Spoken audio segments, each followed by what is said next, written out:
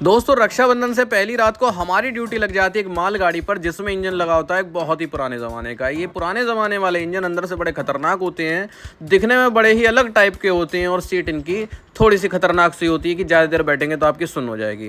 तो इस वीडियो में आप देखेंगे कैसे लोको पायलट रात भर की ड्यूटी करके कैसे कैसे जुगाड़ तुगाड़ करके कोशिश करके सारी जद्दोजहद करके और किस तरह से अपनी ड्यूटी को पूरा करने के बाद समय से वापस आ पाता है या नहीं, अपने घर पे रक्षाबंधन मना पाता है नहीं, इस वीडियो में आप देखेंगे। अगर आपको जानना है रेलवे में लोगों की लाइफ कैसी होती है, कितने घंटे की ड्यूटी होती है, रात की ड्यूटी किस तरह से कर पाते हैं, तो आइए इस वीडियो को शुरू से शुरू। दोस्तों कल है रक्षाबंधन और आज लोको पायलट की ड्यूटी के लिए फ़ोन आ चुका है और इस समय बारिश हो रही है और रात के करीब बज रहे हैं 9-10 बजे की ड्यूटी के लिए हमें जाना और मैं सोच रहा हूँ बारिश रुक जाए तो ही जाऊँ। वैसे पूरी तैयारी है, ड्रेस वगैरह सब बदल ली है, पहन ली है ऊपर से रेनकोट और खाने में देख रहा हूँ रात में थोड़ा हल्का फुल्का खाने के लिए चावल बचे हुए, मैंने सारी सब्जियां काट ली हैं छोटी छोटी और इनका बनाएंगे फ्राइड राइस। और ये देखो इसकी दाल टपक रही है, क्यों? क्योंकि मैंने फ्राइड राइस जो बना रखे बहुत बढ़िया और इसको लग रहा है कुछ स्पेशल चीज़ बनी है। इसको सारी उल्टी सीधी चीज़ें चाहिए होती हैं खाने के लिए, काम की चीज़ कुछ नहीं खाएगी, फालतू की चीज़ सब खाएगी।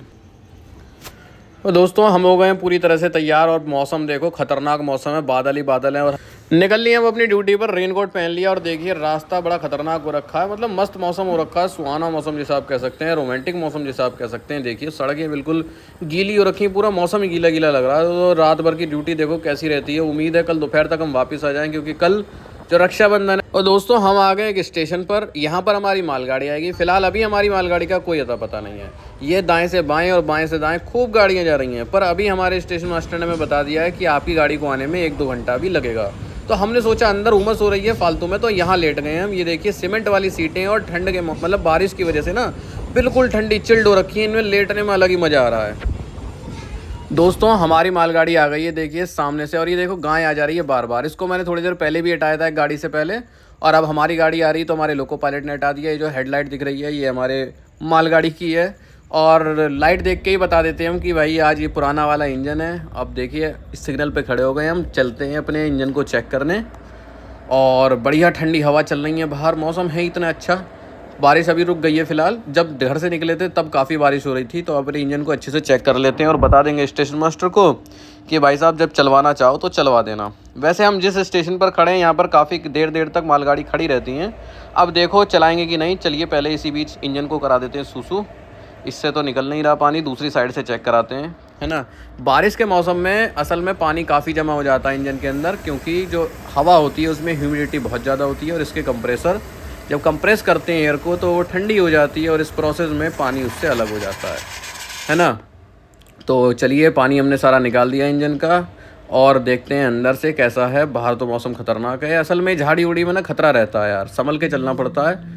और ये जो पुराने इंजन होते हैं ना अंदर से बड़े ख़तरनाक होते हैं। बाहर के सभी लोगों के लिए ये रहते हैं, निर्देश रहते हैं कि भैया कोई भी गलती से इसके अंदर ना घुसे, बहुत अच्छे से चेक करना पड़ता है। कई बार क्या होगा कोई जानवर वगैरह भी घुस जाते हैं, बंदर होते हैं या बिल्ली होती हैं, मान लीजिए कभी गलती से कोई खिड़की वगैरह खुली रह गई अंदर चले जाते हैं तो करंट वगैरह से मर जाते हैं। बड़ा हाई वोल्टेज का काम रहता है। ये देखिए पुराने समय के इंजन जो होते थे उसमें सीट थोड़ी सी बस अच्छी हो जाए, बाकी तो कोई समस्या नहीं है, चलाना तो है ही। पर जब 8-10 घंटे सीट पर बैठना पड़ता है तो कमर दुख जाती है, नीचे से सुन्न हो जाते हैं और मतलब दिक्कत हो जाती है। अच्छी सीट हो तो 8-10-12 घंटे की जो हमारी ड्यूटी रहती है वो अच्छे से गुजर जाए। आपके पास ये वाली टेस्ट सीरीज़ है तो अब आप इसको स्किप कर दीजिए, पर अगर नहीं है तो देख लीजिए क्योंकि ये है सबसे सस्ते में सबसे अच्छी टेस्ट सीरीज़। ठीक है, इसका नाम है प्रेप, आपको प्ले स्टोर से डाउनलोड करने पर मिल जाएगी, PREPP इसकी स्पेलिंग है। और 1 साल का सब्सक्रिप्शन यानी 365 दिन तक आप इसको यूज़ कर सकते हो, कितनी भी आप इसमें टेस्ट सीरीज़ अटैम्प्ट करो, प्रीवियस ईयर दो, क्विज़ दो, ठीक है, सेक्शनल टेस्ट दो, चैप्टर वाइज टेस्ट दो, कुछ भी देते रहो, है ना। जिस एग्ज़ाम की तैयारी कर रहे हो उसकी, ठीक है, बहुत सारे एग्ज़ाम हैं यहाँ पर, कुछ भी करते रहो भाई। सिर्फ 199 का पड़ेगा। कैसे पड़ेगा? जब आप इसको ख़रीदने जाओ तो आप इसके कूपन कोड में लिख देना CHINKU चिंकू 20, ठीक है, चिंकू 20 लिखते ही आपका 20% डिस्काउंट हो जाएगा और आपको 199 का पड़ जाएगा। अब इसमें क्या होगा, इसमें मान लीजिए आप NTPC ALP किसी की भी तैयारी कर रहे हैं, उसके खूब सारे टेस्ट मिलेंगे आपको, और आप जब इन टेस्ट को प्रिपेयर करोगे दोगे तब आपको बिल्कुल ऐसा एक्सपीरियंस होगा जैसे कि आप असली का टेस्ट दे रहे हो।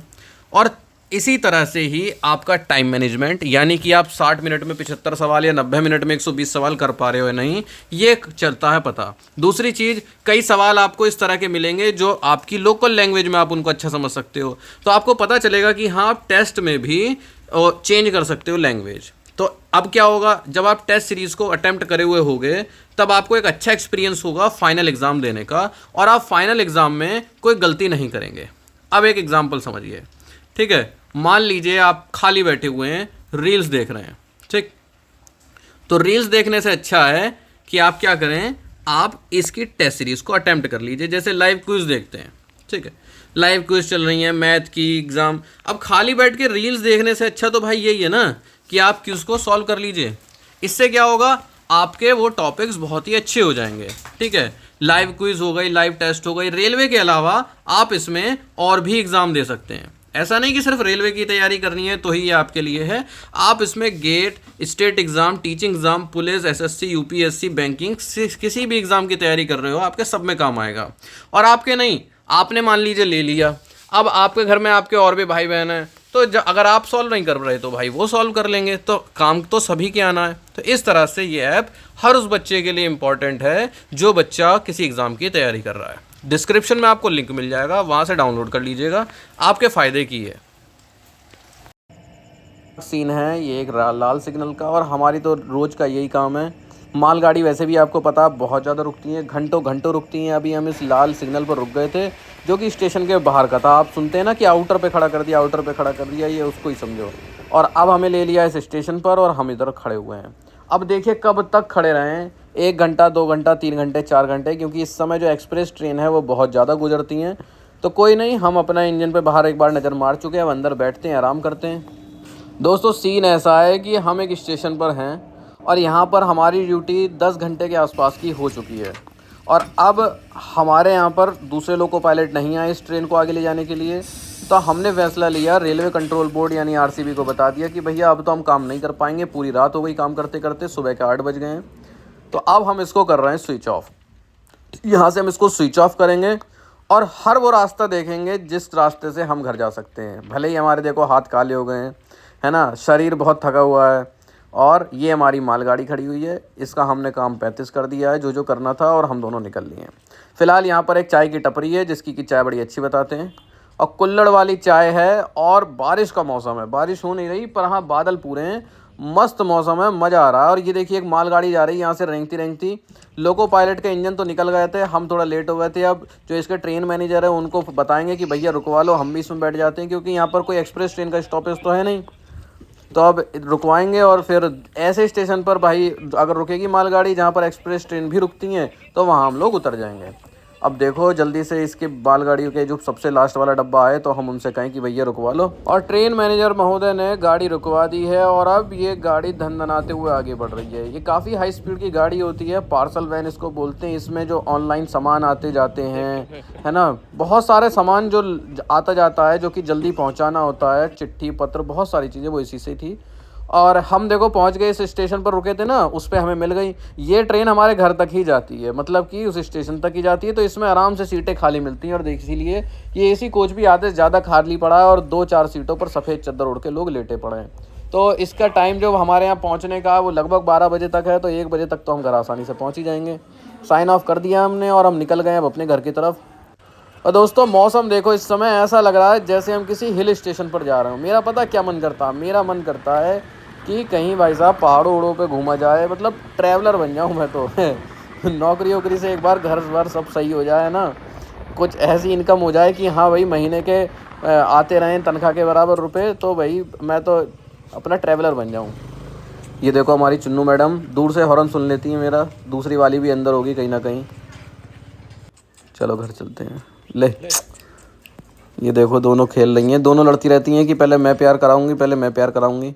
और दोस्तों रक्षाबंधन तो मैंने मना लिया था दोपहर में ही, पर मैं वीडियो तो बनानी भूल गया। तो अब ये उसी राखी के ऊपर ऐसे ही हाथ लगवा रहा हूँ। पड़ोस के दोस्त है, बच्चा है समझो, दिखाने के लिए कि हाँ देखो हमारा रक्षाबंधन भी मन गया है ना, वरना तो वीडियो ही बनाना भूल गया। काम की चीज़ों में तो वीडियो नहीं बना पाता, भूल जाता हूँ। और ये शाम के समय डॉगी इसके भी गले में डाल दिया है, ये भी अब भागेगी तो इसके भी घुंघरू बनते रहेंगे। हल्का हल्का मुँह मीठा करा देता हूँ जो नीचे बची हुई मिठाई है, नहीं तो पता चले खुजली हो जाएगी। ये तो कितना ही खिला दो इनको तो खाती रहेंगी, है ना। इनको ऐसी चीज़ चाहिए, सब ऐसी चीज़ चाहिए, बाहर की चीज़।